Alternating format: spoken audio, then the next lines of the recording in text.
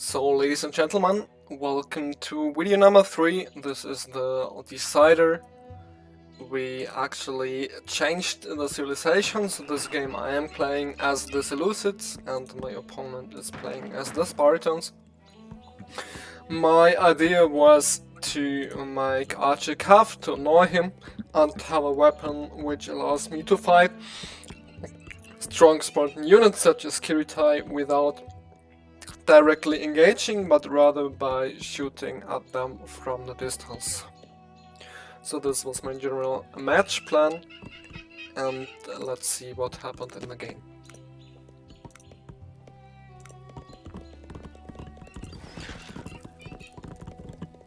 Again, I don't go for the basket upgrade, although I have second extra berries. Instead, I decide that I should go for a cavalry rush, just again. I think mainly for fun. I have no hunt, but probably after two tough games, I was in a fighting spirit and in an aggressive mood. So I wanted to go for some damage. This time, I went for a bit of a different strategy. I went for less cav, only 6, therefore they have been out much faster. So I was more or less certain that he wouldn't have any infantry to fight me. I got 6 kills heading for the woodline, which is nice. His infantry just couldn't hold up. Now he's taking wood in the back in safety, which is the correct choice, to slowly build up a sufficient force to fight me back and return to the woodline that has some future. I went behind the CC, assuming that he would do something like that. So again, I force a garrison of many women, although I get very few kills, it still does some damage. He goes back to the forward woodline where he has 7 skirmishers right now, so I'm not going to win there, which I realize, and therefore I just try to see if I can find any snipes, which could of course still happen if the infantry is a bit out of position. I don't know, so I go back, or not just yet, but I realize I can't do nothing here, and also no extra berries. So just best to focus on my economy and later maybe use the cavalry to get some hunt by myself. I see if I can find some attack, but it's not going to happen at this point.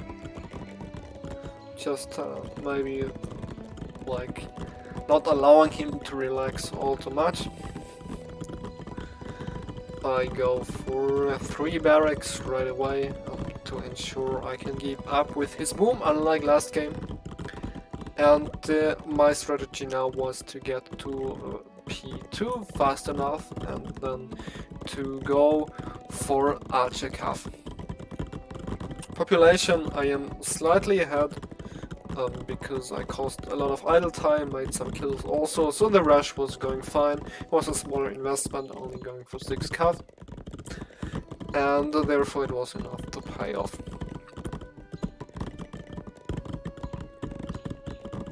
I'm in P2 right now. I decided to add 2 stables. Also I went for some extra fields to get enough food. I'll wait until I have massed up some Archer Cav, so actually it's worth to pay attention to them, as you will have some damage output. If you just have 2, like, there's no way microing them is worth the attention that you lose on your economy. So the way he is trying to defend is by counter-attacking and sending some infantry to chase me. So counter-attacking in this situation is actually not necessarily a bad choice. He assumes I made extra stables, so therefore I don't have as many resources at my disposal. Investing into expensive cavalry, so it is Not unreasonable that he would have an infantry lead, which is also true. Not true though. I have some extra cav also, so I am ahead in military numbers. So let's see how this fight turns out. Here I kind of lose control, lose some cav, retreat though. Here this fight looks about even. Now that he brings some reinforcements, I have to go back though and try to chase the single crew back. I garrison my barracks to make sure I don't lose them, unlike it was the case last time. I just try to be cautious, not to take a bad fight. As you can see, he has lots of melee in front, while I don't, so I wasn't so intrigued. And waited for him to get in the middle, basically, so I could attack his spear infantry while his range wouldn't be able to fire back at me. So this is a bit of a back and forth here, but I think it is definitely correct that I don't commit here. So now he sees that he probably has to retreat, still thinks he can fight though, bring some reinforcements. But at this point I have taken some better engagement and I have better numbers. So it is a bad fight for him. I make sure I lure his melee away by walking back. So this has been a great fight for me. Although he did a better job at keeping an economy at the same time and continuing to produce units, although he doesn't have more barracks than me. Therefore the population is still equal. When it comes to economic upgrades, he has the first wood upgrade while I don't have it yet. I'm in the second, which of course also gives him an economic advantage. I go after him here. This is about an even fight. It seems like he has slightly more numbers, but actually I win here. I have no blacksmith yet, so military upgrades not playing a role, but maybe his units were already damaged. So I still want to go for my initial strategy of making archer calves and just being really annoying. I don't disagree with him not adding any Skirita here. Skirita are just so great. They could have made him, for example, win the attack, or he came forward. But instead he decides to stick to hoplites. Again, I try to stay annoying. I don't give up on making more cavalry in my stables, and I try to keep him on his back foot. I keep all these units idle, they chase me to keep his main woodline safe maybe, and maybe to catch me in a moment where I don't pay attention, just like that one. Although it also keeps 15 of his skirmishers idle, and I can always target them in the open field. Already now he should think about adding some towers, as I was clearly going for more of that unit. And the towers would have sufficient range to keep the archer cav away from my base. He doesn't though, so I am able to increase my archer cav numbers and still do some damage. As you can see, they do the damage very slowly, but they don't receive any damage themselves if you pay attention to micro.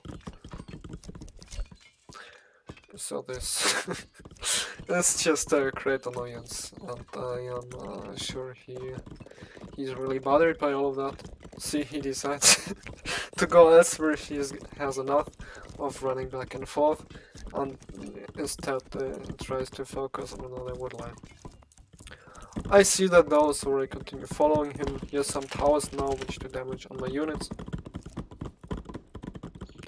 I managed though to get at least now again a small population lead, although I'm having made 30 cav right now.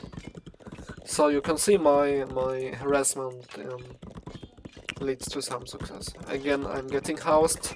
As I've said, I think in the first video, getting housed just the biggest boom killer and generally a very noob thing to do. I go for some harassment on the new woodline now, knowing that I can't continue to let him boom as I have already committed to making cuff. I tried to make a colony to get some anti-siege also, not knowing when he would go to P3. Actually, he is still in P1, just relying on getting fast population and booming. So he saw my colony and is coming forward now. I don't really know if I can fight that. Looks like numbers are about equal, so no reason for me to risk all too much. I decide to retreat for now. As I was rather certain he would continue coming forward, and I was also thinking that I probably have more numbers in total after all of my calf harassment. I ungarrison here, but quickly realize I am outnumbered and the archer calf isn't going to do the damage very fast. So I pushed forward on that side, he's going there, and then I'm attacking here again. It's kind of a bit a cat and a mouse game. I should not stay in this fight also. Plenty of unnecessary losses for me here.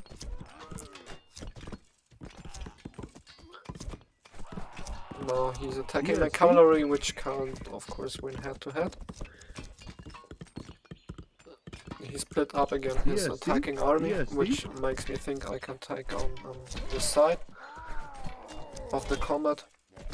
Although probably I can't, because yeah, my melee is not really in place, although now it's coming in. He's focusing all of his units on this side. Bring my units from the other side. I have 0 wood economy right now, which of course is some problem. Again, maybe I think I should have left some units there. I was not forced to take the engagement, and I maybe could have just taken it with my archer calf. But after most of those fights in the previous game went very well for me, I was very confident I would win the engagement and would be able to get great success here. As you can see, my KD has gotten a bit worse due to me staying for a bit too long in bad fights, here not having enough melee, so it was okay for him. In the end though, I outnumbered him and kept a reasonable KD, and also gained economic lead. TSD? He is keeping a bigger wood economy all the time, and also has still 1.5k wood in store.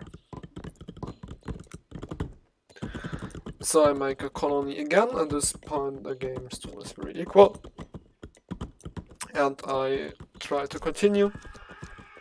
I have plenty of food anyways, so totally fine to continue producing cavalry.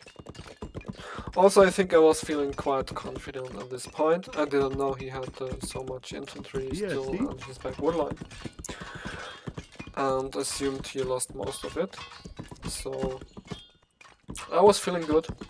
Continued my harassment, continued to bring cavalry numbers back up. I'm getting some kills now on these wounded units and those that chase me. I generally don't get caught very much, and I am able to reduce those small groups that he's using to chase me to 0 units. Instead, probably better to make like a tower right here or something and not actually chase behind me.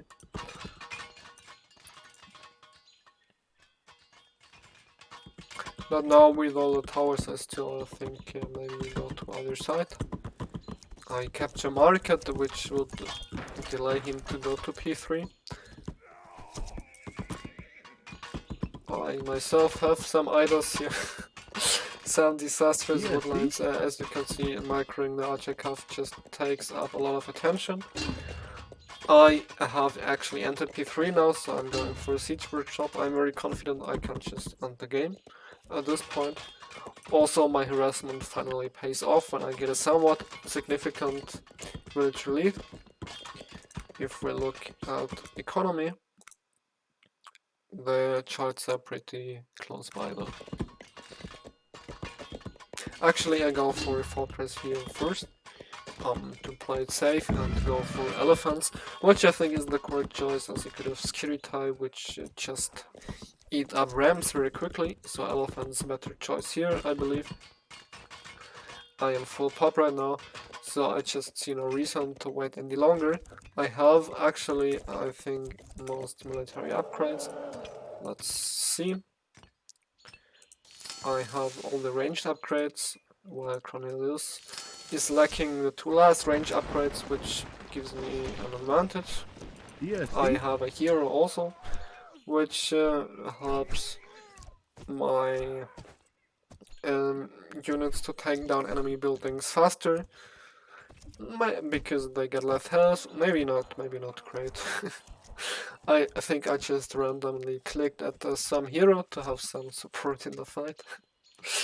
He sees a back attack incoming, and instead of making a second CC, he comes over with all he has in order to defend, as I have siege.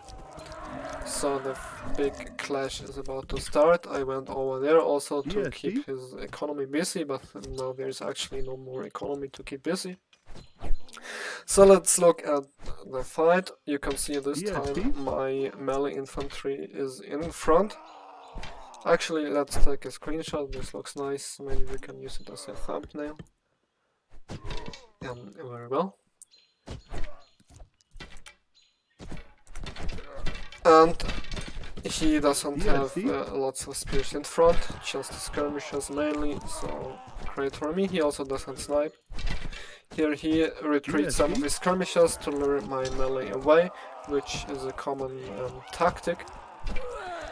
Generally, he has somewhat equal numbers here in this fight, although I'm starting to gain an upper hand eventually. Although now he even has more. I have those also archer still in the back, which don't have a crazy damage output. I think my superior military upgrades heavily pay off though. Also, he took him some time to take out my hero, who I eventually lost, which is not optimal. But at least he tanked some of the damage. So at this point I clearly won the main clash, and if we look at population, we realize that I have almost triple his population, and he's lost his game. He recognizes that and calls the GG. So I think that was a thrilling game as well, which was equal for a long time, and which I eventually won for having better army composition in the main fight and having more military upgrades. My harassment strategy somewhat worked out, although of course I speculated on him going for Skiri type, which didn't happen. Actually, it also didn't happen in the second game, which I think is a mistake. Still, they got sufficient damage and distraction in to pay for themselves. So in the end, I win 2 versus 1 against a 1800 rated player, which of course feels good. Unfortunately, the games were not rated, so I didn't get any rating. But that is not the most important thing, as I can make this video and still be happy about winning. So I hope this was a nice series for you, which ends here, and I hope you could learn something, or at least you could be entertained by the video. So have a great time, and see you whenever I decide to upload the next 080 battle.